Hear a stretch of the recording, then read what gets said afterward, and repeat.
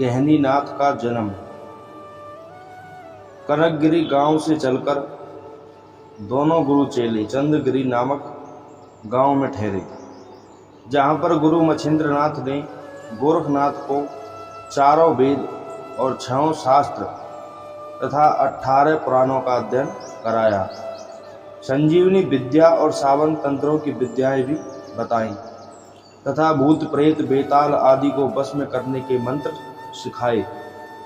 अनेकानेक देवी देवताओं के दर्शन कराकर उनसे आशीर्वाद दिलाए। इस प्रकार गुरु मच्छिंद्रनाथ ने अपने शिष्य को समस्त रिद्धि सिद्धि से परिपूर्ण कर दिया। इसी तरह गोरखनाथ को देवी देवताओं से संबंधित सिद्धियां सहज में ही प्राप्त हो गईं। इसके अलावा वह अपने गुरु के आदेश अनुसार कभी कभी पृथक रूप से भी यात्रा करते थे और ठहरने के स्थान पर ठहरकर अकेले ही साधना कर सिद्धि प्राप्त करते रहते थे। मिट्टी से बने गहनीनाथ के जन्म की कथा। सच्चे संत महंत योगी सन्यासियों की माया अपरंपार होती है। इनकी माया का पार किसी ने नहीं पाया। ये लोग जो भी चमत्कार दिखा देते हैं उन्हें देखकर देवतागण भी हाथ मलते रह जाते हैं। इसी वजह से इंसान इन्हें भगवान की तरह पूजता है। ये लोग माता पिता के ही समान दयावान भी होते हैं। इनके चमत्कारों को देखकर ही जनता की अपार भीड़ इनके पीछे लग जाती है, जिससे इनकी तपस्याओं में बाधा पड़ती है। इसलिए ये लोग अपने पास भीड़ पसंद नहीं करते। गोरखनाथ भी इन प्रदर्शनों से दूर रहते थे। एक दिन की बात है कि इनके गुरुदेव मच्छिंद्रनाथ हाथ में भिक्षा पात्र लेकर नगरी में भिक्षा मांगने गए और अपने शिष्य गोरखनाथ को संजीवनी विद्या पाठ करने का आदेश देकर गए। वह अपने गुरु के आदेश अनुसार संजीवनी विद्या के पाठ में लगे हुए थे। जब गोरखनाथ साधना में लगे होते थे तब उनके गुरु मच्छिंद्रनाथ ही भिक्षा के लिए जाया करते थे। इसी तरह ये दोनों गुरु चेले सगे भाई की तरह मिलजुल कर रहते थे। अपने अपने कर्तव्यों का पालन नियम अनुसार करते थे। जब गुरु मच्छिंद्रनाथ भिक्षा को गांव में गए तब गोरखनाथ संजीवनी विद्या का पाठ कर रहे थे। उसी समय वहां ग्राम निवासी कुछ बच्चे तालाब के किनारे गीली मिट्टी से खेल रहे थे। उनके हाथों में गीली मिट्टी थी जो एक दूसरे के ऊपर फेंकते थे और भांति भांति के खेल खेलकर उधम मचाते थे। कभी गाली गलौज, कभी मारपीट करते थे और कभी कभी हंसते हुए खेल खेल में गीली मिट्टी फेंकते थे। गोरखनाथ उनके उधम से परेशान थे। बच्चों के उधम मचाने से उनके पाठ में विघ्न पड़ रहा था। फिर भी उधर से ध्यान हटाकर अपनी साधना में दृढ़ता से विलीन थे। उसी समय बच्चों ने आपस में मिलकर निश्चय किया कि मिट्टी की एक गाड़ी बनाई जाए, जिस पर हाँकने के लिए गाड़ीवान भी बैठाया जाए।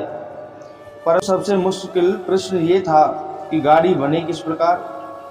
उन्होंने तालाब से स्वच्छ मिट्टी लेकर पानी के साथ सानकर मिट्टी को लेई के समान बना लिया और गोरख के पास आकर बोले, साधु बाबा, इस मिट्टी से हमारे लिए गाड़ी बना दीजिए। गोरखनाथ ने यह कहकर, मैं गाड़ी बनाना नहीं जानता, बच्चों को टाल दिया।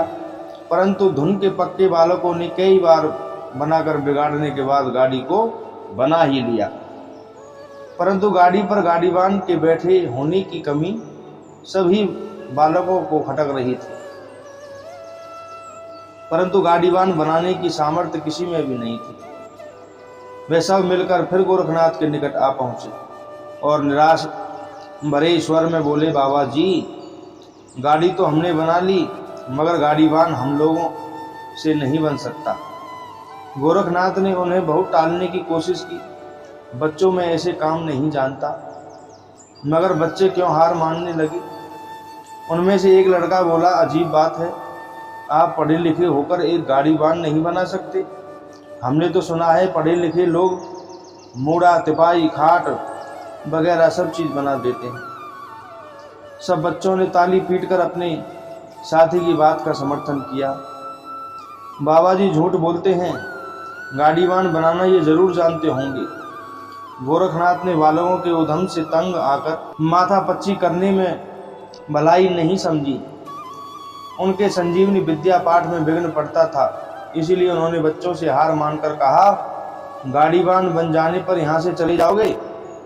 सब बच्चों ने एक ही स्वर में कहा, गाड़ीवान बन जाने पर हम यहाँ से बहुत दूर जाकर खेलेंगे। गोरखनाथ को बच्चों की बात सुनकर दया आ गई और वे गीली मिट्टी हाथ में लेकर छोटा सा गाड़ीवान बनाने लगे। गोरखनाथ गाड़ीवान बनाते जाते थे और संजीवनी विद्या के मंत्रों का जाप करते जाते थे। अभी गाड़ीवान पूरा बन भी नहीं पाया था कि मंत्रों के प्रभाव से उसके अंग हिलने लगे थे, परंतु गोरखनाथ के हाथ भी हिल रहे थे, इसीलिए इस बात पर कोई गौर नहीं किया। जब गाड़ीवान पूरा बन चुका, जिसके बनाते समय संजीवनी विद्या मंत्रों का ही जाप होता रहा था, इसीलिए उसमें जीवात्मा का प्रवेश हो गया। जो गाड़ीवान छोटे से खिलौने के रूप में गढ़ा गया था, वह खिलौना सिर्फ खिलौना ही न रहकर जीता जागता बालक बन गया, जिसके शरीर में हड्डी, मांस, रुधिर, प्राण सभी कुछ थे। उसमें कर्म इंद्रियां, ज्ञान इंद्रियों का प्रभु कृपा से समावेश होने के कारण मनुष्य के बालक जैसा ही छोटा सा बालक बन गया था। वह रोता रोता बोला, गुरुदेव की जय हो। गाड़ीवान के पुतले को देखकर गोरखनाथ को भी बड़ा कौतूहल हुआ कि ये सब किस प्रकार हो गया। गांव के बालक अपनी मिट्टी के बने गाड़ीवान को रोता तथा बोलता देखकर भूत प्रेत चिल्लाते गांव के भीतर भाग गए। वे बहुत भयभीत हो गए थे।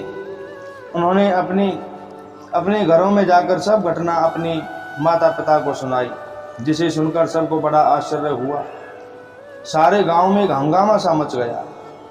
इसी गांव में मच्छिंद्रनाथ अपना भिक्षा पात्र लिए भिक्षा मांग रहे थे। उन्होंने इस अपूर्व घटना को सुना तो तुरंत ही जान गए कि संजीवनी विद्या के मंत्रों के प्रभाव से ही ये सब कुछ हुआ है। इधर गांव में अपने बालकों के मुख से इस अपूर्व घटना को सुनकर गांव के नर नारी मिट्टी से बने वे जिंदा बोलते चालते गाड़ीवान को देखने अपने घरों से चल पड़े। गोरखनाथ के आसपास मेले जैसी भीड़ लग गई। गोरखनाथ से तरह तरह के प्रश्न पूछे जाने लगे। उनके उत्तर देते देते जवान थक गई। वे बहुत ही परेशान हो गए थे। इधर गांव की नर नारियां मिट्टी के बने संजीव छोटे से गाड़ीवान को देख देख कर बड़ा ताजुब मान रही थी। कोई प्यार से उसको सर पर हाथ फेर रही थी, कोई नाक पकड़कर कह रही थी, इसकी नाक तो बड़ी छोटी सी है।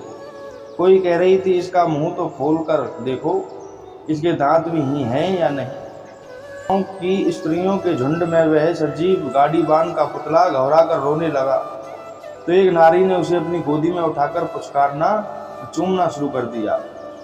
एक दूसरे से छीनकर गाड़ीवान की दुर्दशा बनाने लगी। उसी समय गुरु मच्छिंद्रनाथ भिक्षा पात्र लिए आ पहुंचे और भीड़ भाड़ देख गोरखनाथ से कहा, पुत्र गोरख, अब तुम पूर्ण सिद्ध हो योगी बन गए। गोरखनाथ बोले, गुरुदेव ये सब कैसे हो गया? मच्छिंद्रनाथ बोले, ये सब संजीवनी विद्या के मंत्रों के प्रभाव से हुआ है बेटा, जिसका तुम मन लगाकर पाठ कर रहे थे। इसकी वजह से मिट्टी के पुतले में प्राणों का संचार हो गया। इसमें एक भंजननाथ की आत्मा का प्रवेश हुआ है। अब यहाँ से चलो, नहीं तो इन नर नारियों के मेले के कारण हमारी साधना में विघ्न पड़ सकता है। गोरखनाथ ने भी अपने गुरु को शीश झुकाकर कहा, गुरुदेव यहाँ से चल देना ही उचित है, अन्यथा तपस्या हमारी सभी साधनाओं में विघ्न पड़ेगा। दोनों गुरु चेलों ने अपना अपना चिमटा झोली खप्पर सगवा दिए। तब गुरु मच्छिंद्रनाथ ने उस अपूर्व बालक के सिर पर हाथ फेरकर आशीर्वाद दिया और उसका नाम गहनीनाथ रख दिया। गोरखनाथ ने गहनीनाथ को उठाकर अपनी गोदी में लिया और चलने को तैयार हुए तो गांव वासियों को उनकी मनसा समझते देर न लगी। सभी नर नारियों को ज्ञात हो गया कि ये दोनों सन्यासी अब यहाँ से जा रही हैं। उन्हें बड़ा विस्मय हुआ। बड़ा पश्चाताप हुआ। वो ऐसे चमत्कारी योगी को जाने देना नहीं चाहते थे, जिनकी कृपा से गांव के भीतर आनंद की वर्षा बरसती रहती थी। क्योंकि जिस दिन से ये सिद्ध लोग यहाँ आकर ठहरे थे, गांव के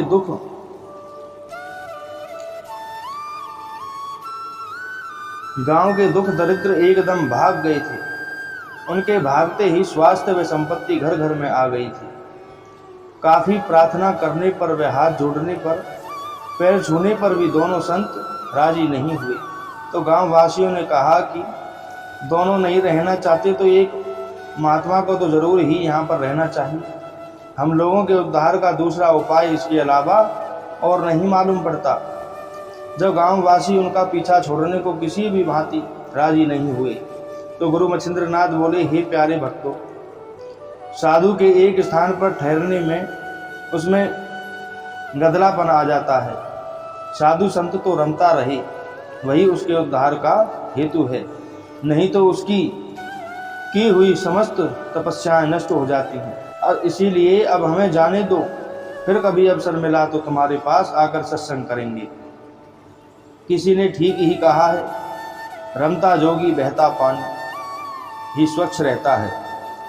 जब ये दोनों तपधारी गांव वासियों के कहने से ठहरने को राजी नहीं हुए, तो गांव वासियों ने प्रार्थना की, कृपा कर हमारे बच्चों के इस सजीव गाड़ीवान को तो यहाँ छोड़ जाओ, हम लोग इसको देखकर ही आप लोगों को याद कर लिया करेंगे। दोनों गुरु चेलों ने गांव वासियों की इस प्रार्थना को स्वीकार कर लिया। उसी गांव में एक प्रसिद्ध पंडित विद्वान व सदाचारी रहता था, जिसका नाम मधुनामा था। इनकी पत्नी भी सर्वगुण संपन्न सदाचारिणी, साध्वी और पवित्र वृत्ता थी। नाम था गंगा देवी। गांव निवासी इन दोनों पति पत्नी का विशेष सम्मान करते थे और आसपास के नज़दीक के गांव में भी वे ही अकेले विद्वान पंडित थे। सभी शुभ अशुभ कार्यों में उन्हीं को बुलाया जाता था और अकेले पंडित होने के कारण कपड़े लत्ते, गुड़, चीनी व दक्षिणा में काफी धन धान्य की प्राप्ति होती जाती थी। उनकी अपने इलाकों में संपन्न व्यक्तियों में गणना थी। आर्थिक रूप से संपन्न होने पर भी भगवान ने उन्हें संतान सुख नहीं दे रखा था। झाड़ फूंक, तावीज, गंडों की काफी चिकित्सा कराने से भी कोई लाभ नहीं हुआ था। अधिक आयु हो जाने के कारण बची कुछ आशा भी निराशा में बदल चुकी थी। उन्हें अपना भविष्य बिना संतान के अंधकारपूर्ण दिखाई पड़ता था। गांव के लोगों ने पंचायत करके आपस में यही निर्णय किया कि पंडित जी को योगियों से उस बालक को दिलाया जाए। तो मिट्टी से बनाया गया है, दोनों दुखी पति पत्नी का कलेश कट जाएगा और बुढ़ापा हंसी खुशी से बीत जाएगा। ऐसा विचार कर गांव के मुखिया को लेकर कई गांव निवासी सज्जन पंडित जी के घर गए और उन्हें दोनों करामाती योगियों की मिट्टी से बनाए सजीव बालक की कथा सुनाई तथा पंडित मधुनामा व उनकी पत्नी गंगा को साथ लेकर वे लोग मच्छिंद्रनाथ व गोरखनाथ के पास जा पहुँचे। मधुनामा पंडित मच्छिंद्रनाथ से हाथ जोड़कर बोले, योगी राज, हम दोनों पति पत्नी ब्राह्मण जाति के हैं और बिना संतान के बुढ़ापा अंधकारपूर्ण है। अगर आप इस मिट्टी से बने संजीव बालक को हमें पालने के लिए देने की कृपा करें, शोभायमान हो जाएगा। गांव के मुखिया ने भी सिफारिश की, योगी राज, ये हमारे पुरोहित जी हैं। अपने सद्गुणों के कारण हम सब गांव वासियों के दिलों के राजा हैं। इनके घर किसी बात की कमी नहीं है। ये सिर्फ संतान दुख से दुखी हैं। इन्हें इस सुंदर खिलौने जैसे बालक को देकर संतान दुख से छुटकारा दिला दें। गांव निवासियों के मुखिया की बात सुन मच्छिंद्रनाथ बोले, पंडित पंडितान के दुख में मेरी सहानुभूति है, परंतु इस बालक का ये लालन पालन ठीक प्रकार से कर भी सकेंगे या नहीं? मधुनामा पंडित और उनकी पत्नी गंगा एक साथ बोले, कर क्यों नहीं सकेंगे? हमें जब बालक की इच्छा है तो इस सुंदर बालक का पालन पोषण जी जान से करेंगे। योगी मच्छिंद्रनाथ बोले, सो तो ठीक है, परंतु इसे कोई मामूली मिट्टी से बना बालक मत समझो। ये बालक एक भंजननाथ का अवतार है, जो देवताओं का अंशी है। और अब इसका नाम हमने गहनीनाथ रखा है। इसे भगवान शंकर का अवतार ही समझना। इनसे तुम्हारा घर व कुल पवित्र हो जाएगा। ये बालक बड़ा होने पर जगत विख्यात प्रसिद्ध योगेश्वर बने होगा। इसके गुरु का नाम निवृत्तनाथ होगा, जो इसे विद्यावान बनाएंगे। जाओ, इसे ले जाओ और सावधानी पूर्वक इसका लालन पालन करो।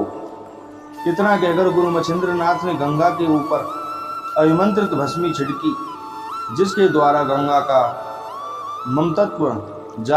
ममता जाग उठी, जिसके सतनों में दूध उत्पन्न हो गया।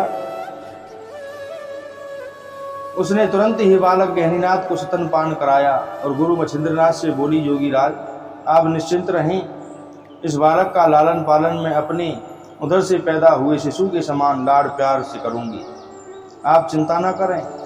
पंडितानी गंगा की बात सुनकर मच्छिंद्रनाथ बोले, चिंता तो हमें रत्ती भर भी नहीं है। लो, अब इस बालक को संभालो। संभव हुआ तो 12 वर्ष उपरांत पुनः लौटने पर इसे उपदेश देंगे। इतनी बात कहकर दोनों योगी वहां से चल पड़े। गांव वासियों ने सम्मान पूर्वक उन्हें विदा किया और उनके चले जाने पर सबके चेहरे गमगीन नजर आने लगे। सारे गांव में गम छा गया, सब लोग दुखी हो गए। बोलो गुरु मच्छिंद्रनाथ की जय। गुरु गोरखनाथ की जय।